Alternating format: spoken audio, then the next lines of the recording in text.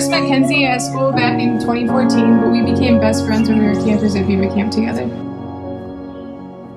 When I think of you, I think of an authentic leader. Not only did you push me in my faith as an example, you also did when you started the tradition of us getting Dunkin' before youth group every Friday, of which I otherwise would not have gone. Since then, we've had many Dunkin' dates.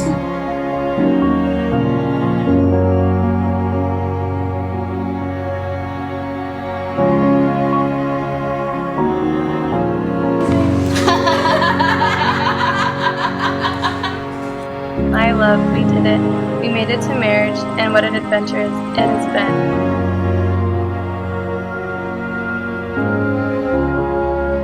We started at summer camp where we couldn't purple. We went to long distance, went back to camp where we had to hide our relationship most of the time.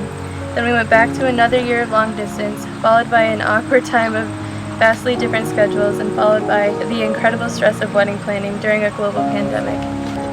None of that should have worked, but it did. With every challenge, we've grown stronger. With every heartache, oh no. With every heartache, our love grew larger. We finished the race. Oh no, I can't read it. We're about to begin a new, crazy, and unknown race of uncertainty.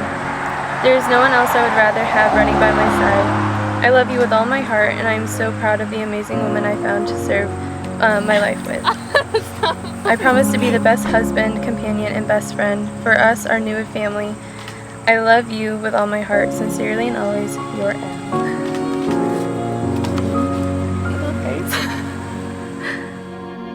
Alan, this day is finally here. As I began to write this letter, I reflected on our relationship. 1,087 days ago was the day that you told me you liked me. Apparently on that day, I wasn't very clear with how I felt, but luckily, we cleaned up that misunderstanding. And a few days later, we would go on our first date.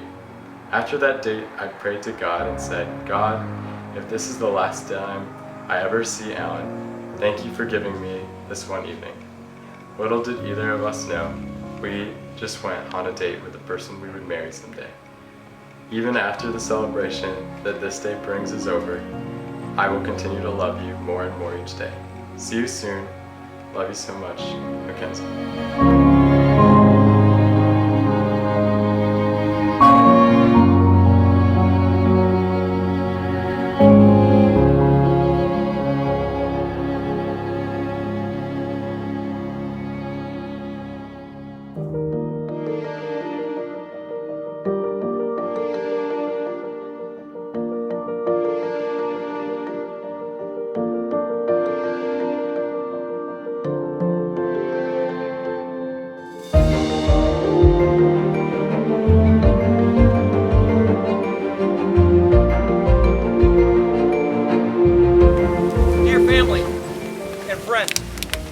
We have come together on this joyous occasion to celebrate the marriage of Allen and McKenzie.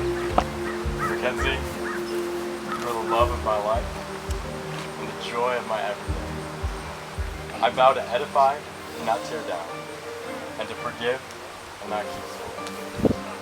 I vow to love you as the amazing woman that you are, and rejoice in God's generosity always.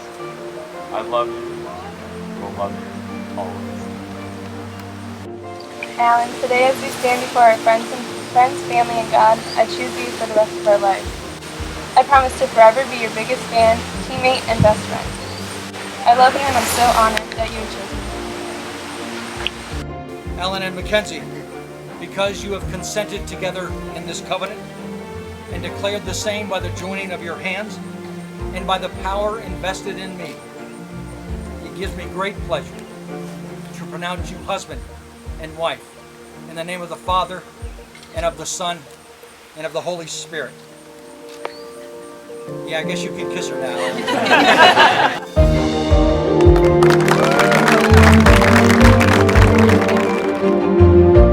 So grateful to introduce to you Alan and McKenzie Bojan.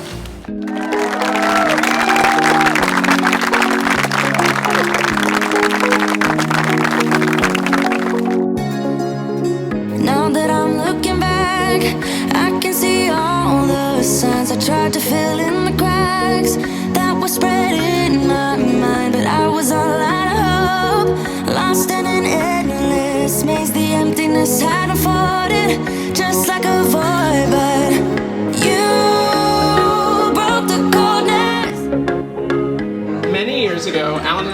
first time as campers at Beaver Camp.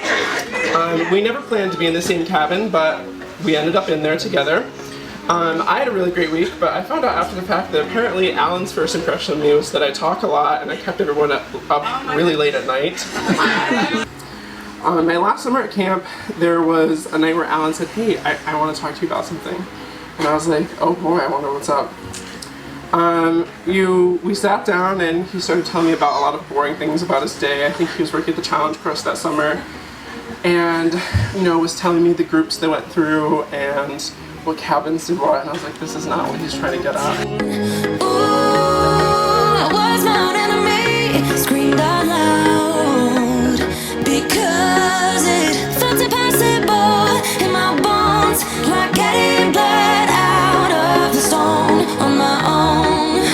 But you came around and removed the thorn in my soul. You guided me out of the storm. I found home.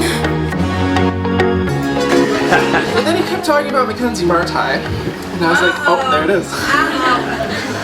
I sought to find out if the feelings were mutual. I knew that I couldn't be the one to ask Kenzie, so I naturally used my resources. At first consultation with Hannah, I found out she was already a few steps ahead of me on the same wavelength. Kent had already told of her budding interest in Allen to her. We got to work scheming, and here we are today.